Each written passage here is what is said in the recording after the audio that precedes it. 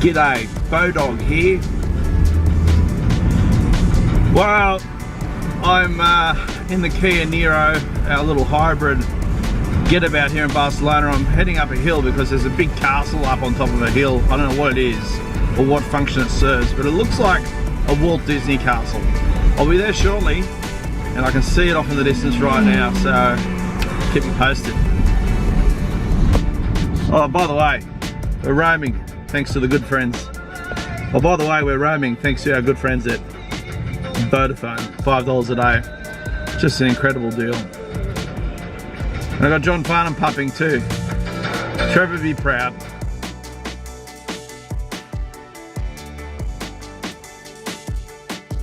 Well, we do things big here at EFTM, and I've travelled to one of the most amazing places in Barcelona, the Mount Tibidabo amusement park.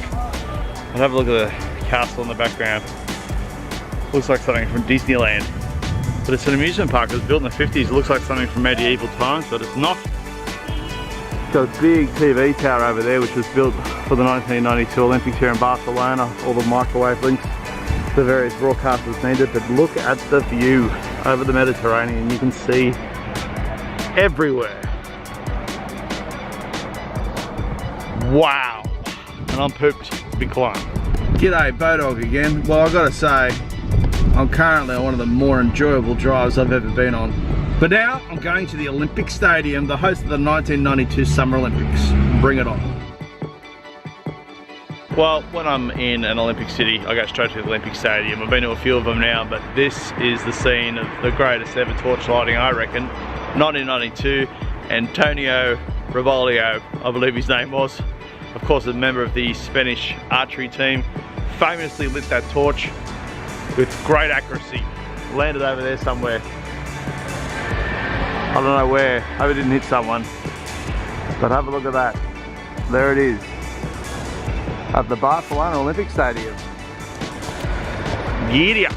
I didn't think I was going to be able to do this. I'm going inside the stadium. I don't care what security say. I'm roaming for Vodafone. Getting the job done.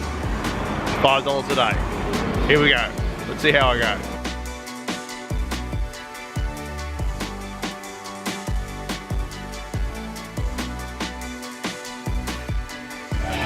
Well, here I am. I've made it inside the Olympic venue for the 92 Olympic Games here in Barcelona.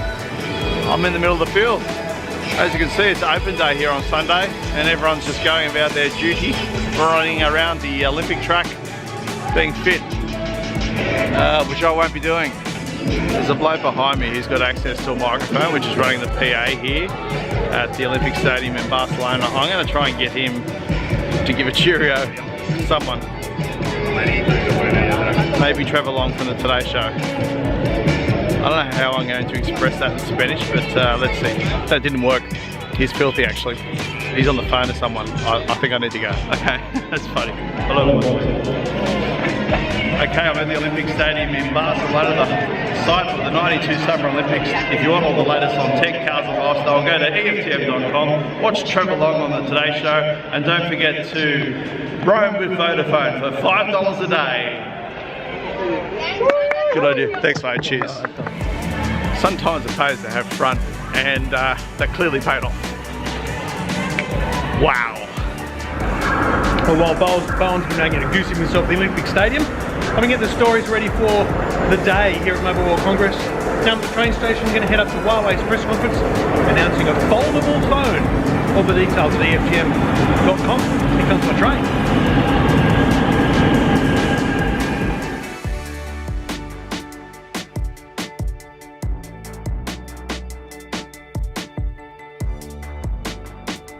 Operating the same place they do every year here. Huawei have this little dome venue that they launch their phones here every year at MWC, just outside this beautiful, beautiful part of Barcelona. So let's see how hard it's going to be to get in.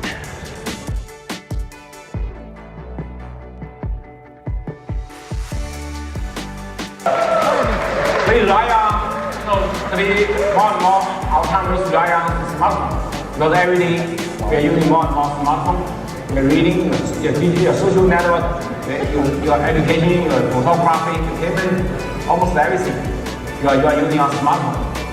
Next time we are working, today we want to make the big growth. Oh, sorry.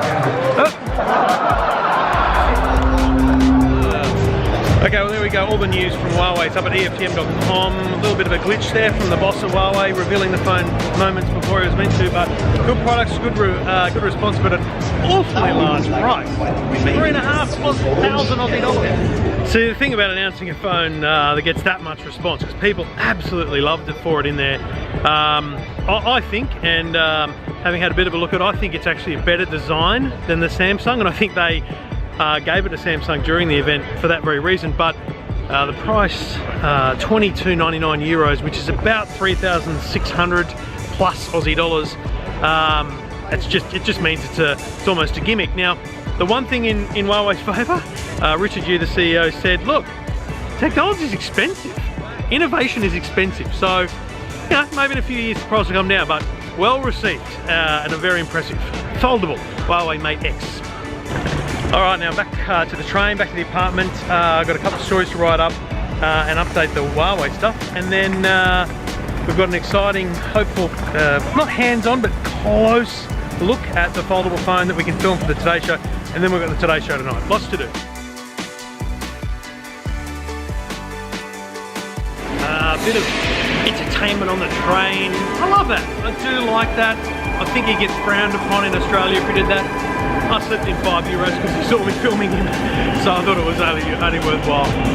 And it's a big train run. Now we're back to the apartment to get ready for this afternoon and this evening.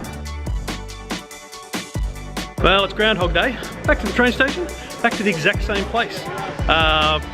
Bit of a change of clothes for TV, and we're going to go and have as good a look as we can at the Huawei Mate X foldable phone.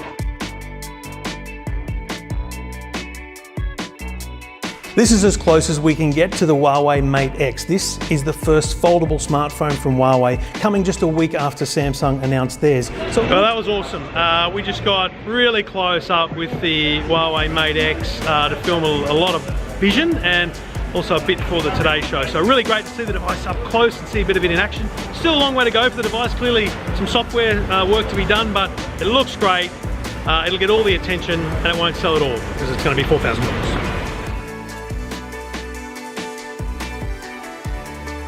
Bowdog's back in the driver's seat, I'm in the back seat because that's just where I get relegated to on these trips, which is great. You're going to wake up with Today, Trev. Fire up! It's, I don't know what time, 9 o'clock? No, coming up to 9:30. We're heading over to the main exhibition centre here. We will do the Today Show at 10:20, 8 back home. Then we'll get home, a couple of articles to write, big sleep, and first day at the show tomorrow. I don't know where to begin here, but there's a lot of fences around Mobile World Congress. A couple of years ago, this kind of fencing wasn't here, so it was really easy just to set up and do a cross. We've had to talk to police, the lovely security guard behind me. None of them want us here tonight to promote the event and do a live cross, but I don't give a rat's. I've told the cameraman this is public space and we're going to do it, so wish me luck. If you are looking for a new phone in 2019, this is the week to watch, with the biggest tech companies in the world gathered in Barcelona to showcase the very latest gadgets. And our global traveller / tech expert Trev is there for us now. Hola, Trev. Hola. Huawei's getting in on the act now. What have they revealed? Just a week later, Huawei have stolen that show away from Samsung. They've got a foldable smartphone. We'll make sure you enjoy the real world while you're there as well in Barcelona and get some tapas into you, will you, Trev? Had a couple already and some baguettes as well.